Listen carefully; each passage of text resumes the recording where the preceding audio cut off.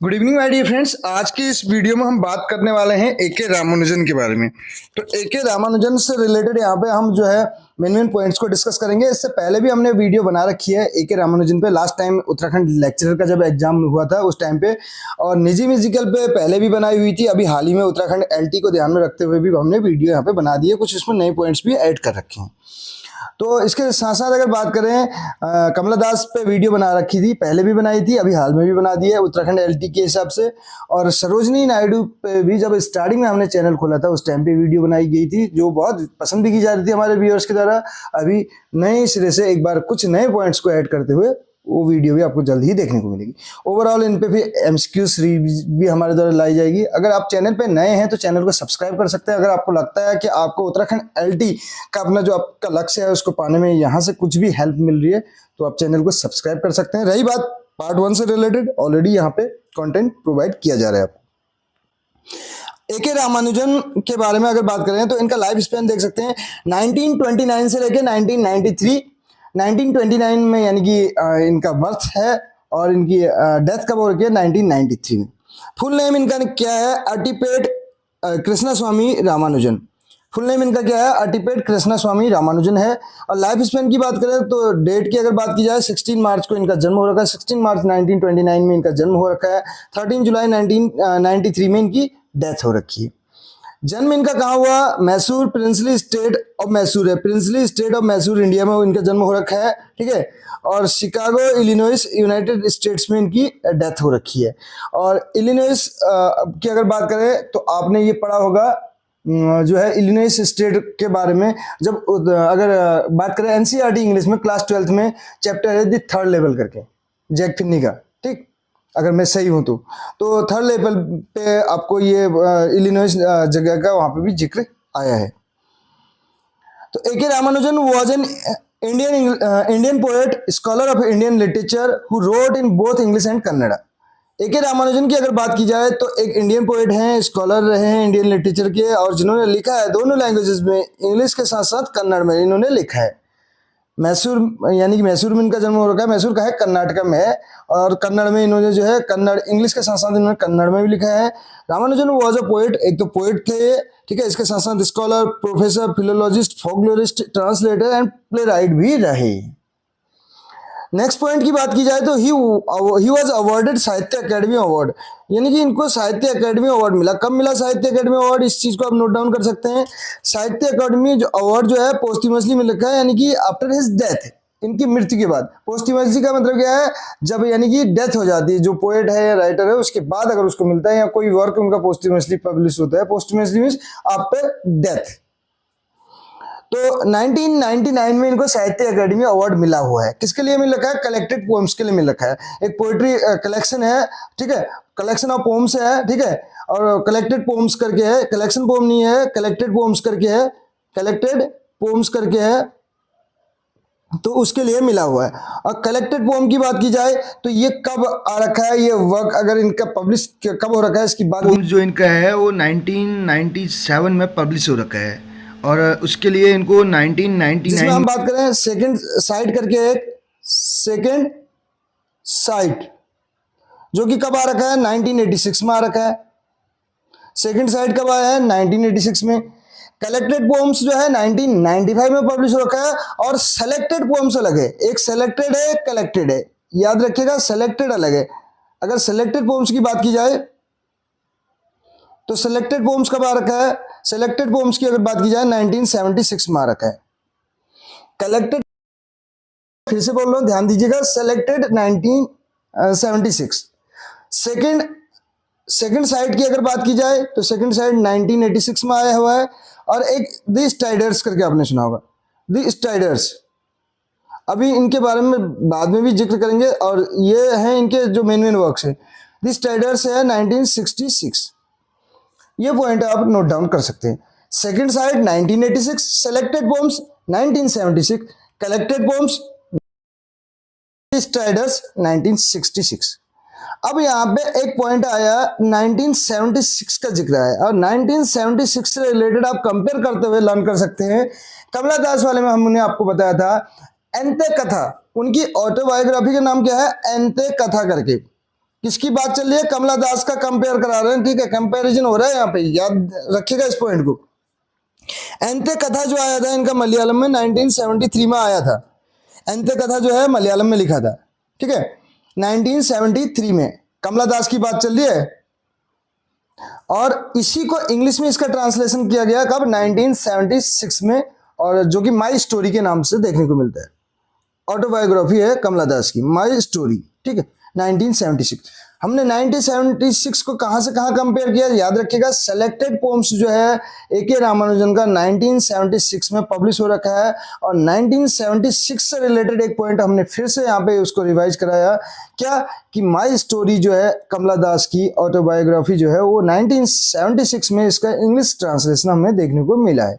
और 1973 में अगर बात की जाए तो एंते कथा नाम से इसी का वो था, मलयालम में थी वो उस टाइम जो लिखी गई थी। तो नेक्स्ट पॉइंट की ओर बढ़े। साहित्य अकादमी अवार्ड की हमने बात कर ली, कब मिला? 1999 में, और ये जो है कलेक्टेड पोम्स के लिए मिला, और 1995 है, ये 1977 ना होके 1995 है, याद रखिएगा। अल्मा मैटर यानी कि इनकी एजुकेशन से संबंधित जब बात करें तो इनकी एजुकेशन कहाँ से रही? यूनिवर्सिटी ऑफ मैसूर से रही, डेक्कन कॉलेज से रही, और इंडियन यूनिवर्सिटी, ये जो है यहाँ से इनकी एजुकेशन रही है। Ramanujan worked as a lecturer. अब नेक्स्ट पॉइंट हमारे पास क्या है? रामानुजन ने काम किया एक लेक्चरर के रूप में, किसके? Lecturer of English. कहाँ पे? क्विलन एंड बेलगाम में।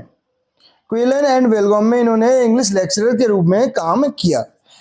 ही later taught at the Maharaja Sayajirao university.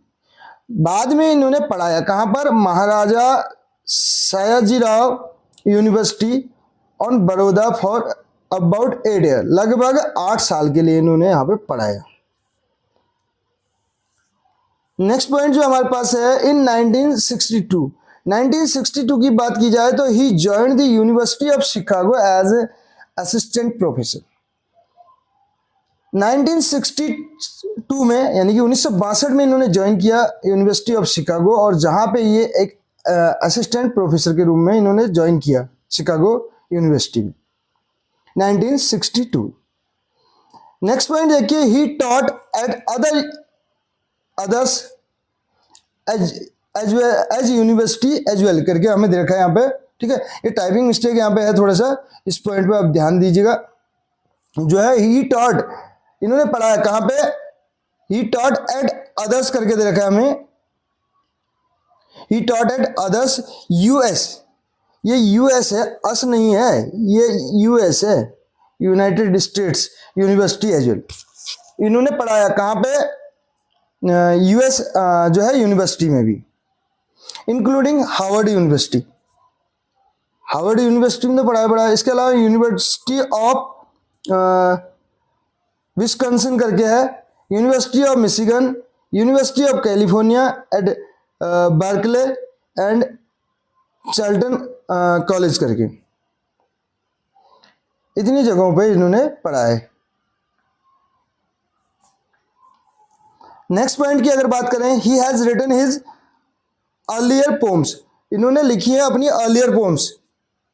कौन सी पोम लिखी इन्होंने? अर्लियर पोम्स की अगर बात की जाए, अर्लियर नहीं है, अर्लियर है, पोम्स इन कन्नड़ा लाइक वचन्स। कन्नड़ में इन्होंने लिखा है क्या? वचन्स करके। In speaking Shiva and some of the love lyrics, और इसके अलावा कुछ लव लिरिक्स भी इन्होंने लिखी। 1976 में क्या हुआ? The government of India awarded him the Padmashri. इनको पद्मश्री अवार्ड कब मिला? 1976 में। ये पॉइंट आप नोट डाउन कर सकते हैं। गवर्नमेंट ऑफ इंडिया के द्वारा इनको अवार्ड दिया गया पद्मश्री 1976 में। And in 1983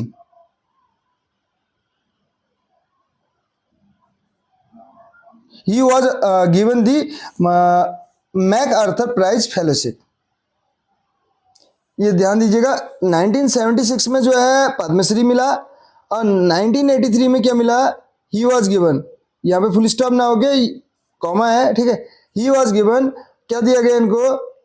MacArthur prize fellowship इनको दिया गया। कब दिया गया मैकआर्थर प्राइज फेलोशिप? इनको कब मिली? ये मिली इनको 1983 में, और 1976 में इनको क्या मिला? पद्मश्री मिला। अब अगर इनकी पोम्स की बात की जाए, his poems such as convention of despair, conventions of despair करके है, reflected his views on the culture and convention. अब जो कन्वेंशंस ऑफ डिस्पेयर है, इसमें इनके व्यूज देखने को मिलते हैं। व्यूज ऑन किसके बारे में? कल्चर एंड कन्वेंशन के बारे में। संस्कृति और कन्वेंशन का मतलब है परंपरा या प्रथा से, ट्रेडिशन से। The east and the west करके। पोएट्री इन इंग्लिश, अब इसमें बात करें तो द स्ट्राइडर्स हमने बताया, अभी आपको बताया था द स्ट्राइडर्स करके। इनका स्ट्राइडर्स कब आ रखा है? ये 1966 में। इसके अलावा रिलेशंस करके है, London, New York, Oxford university press 1971। अगला है सिलेक्टेड पोम्स, जो कि हमने बताया सिलेक्टेड पोम कब आ रखा है? 1976 में आया हुआ है। सेकंड साइड की अगर बात की जाए तो सेकंड साइड के बारे में हमने बताया था इससे पहले 1986 में। कलेक्टेड पोम्स जो है 1997। अब ये ध्यान दीजिएगा, कहीं पे 1995 है, कहीं पे 1997 है। इस चीज को आपको अच्छे से देख लेना है। मे भी हो सकता है रिटर्न ईयर जो है 1995 में हो, पब्लिश जो है 1997 में हो, और 1999 में जो है इनको क्या लिखा है? साहित्य अकेडमी अवार्ड मिला है, जो हमने अभी डिस्कस किया था। तो इसके बाद अगर नेक्स्ट पॉइंट की अगर और बढ़े, ये देख सकते हैं साहित्य अकेडमी के बारे में हमने बात की थी अभी। 1990 में लिखा है, 1999 में लिखा है पोस्टह्यूमसली, ठीक है। अगर बात की जाए 1997 में ही जो है ये पब्लिश हो रखा है। पब्लिश अगर बात करें 1997 में ही हो रखा है, लेकिन कहीं कहीं पे 1995 भी है, लेकिन इसको आप करेक्ट कर लीजिएगा। जो है 1997 में ही जो है ये क्या हुआ है? पब्लिश हो रखा है। किसकी बात चल रही है? हम बात कर रहे हैं कलेक्टेड पोम्स की। 1997 एकदम करेक्ट है, और 1999 में पोस्टह्यूमसली इनको क्या मिल रखा है? साहित्य अकेडमी अवार्ड मिला हुआ है। ये जो 1995 है कुछ बुक्स में दिया है, लेकिन अब इसको अगर सर्च करेंगे तो 1997 ही करेक्ट मिलेगा आपको, ठीक है। अब देखिए ये इनका एक कोटेशन टाइप का है। ये कहते हैं यू वांट सेल्फ नॉलेज, आप चाहते हैं self knowledge, you should came to America. किस टाइप की इंग्लिश है मेरे भी बल्ले नहीं पड़ रही है। यू शुड केम टू आ रहा है यहाँ पे, ठीक है। तो शुड के साथ अगर बात करें तो वर्ब की फर्स्ट फॉर्म आती है, लेकिन यहाँ पे सेकंड फॉर्म का यूज किया हुआ है। तो यू शुड कम होना चाहिए यहाँ पे, केम की जगह क्या होना चाहिए? यू शुड कम, ठीक है। यू शुड कम होना चाहिए यहाँ पे, ये टाइपिंग मिस्टेक हो सकती है maybe. You should come to America, आपको अमेरिका आना चाहिए। जस्ट एज दी महात्मा, किसकी तरह? महात्मा की तरह, महात्मा गांधी की तरह। जैसे उन्होंने क्या किया? हैड टू गो जेल, उनको जेल जाना पड़ा। And sit behind bars to write his autobiography, अपनी ऑटोबायोग्राफी लिखने के लिए उनको जेल जाना पड़ा, और बार्स के पीछे उन्होंने क्या किया? अपनी ऑटोबायोग्राफी को लिखा, ठीक, आत्मकथा को लिखा। Nehru had to go to England, Nehru को कहाँ जाना पड़ा? इंग्लैंड जाना पड़ा। टू क्या करने के लिए? यानी कि जो डिस्कवरी ऑफ इंडिया है उसको लिखने के लिए। To go to England to discover India, यानी कि डिस्कवरी ऑफ इंडिया कहने का मतलब है। थिंग्स आर क्लीन, चीजें स्पष्ट हैं कहने का मतलब है। थिंग्स आर क्लियर कहने का मतलब है क्लीन है, स्पष्ट है। थिंग्स आर क्लियर होना चाहिए, यहाँ पे क्लीन ना हो गया। थिंग्स आर क्लियर, चीजें स्पष्ट हैं। Only you looked at from a distance, जब आप इनको क्या करते हैं? You looked at from a distance, जब आप इनको थोड़ा दूरी से देखते हैं तो चीजें क्या हो जाती है? एकदम दूर से देखते हैं तो स्पष्ट हो जाती हैं। ये इनका एक कोटेशन है। रही बात इनका, इन्होंने एक और वर्क लिखा है जो लिखा था is there an Indian way of thinking करके। Is there an Indian way of thinking, ये आप ध्यान रख सकते हैं। Is there an Indian way of thinking, ये इनका एक वर्क है, ठीक। किसका? ए.के. रामानुजन का।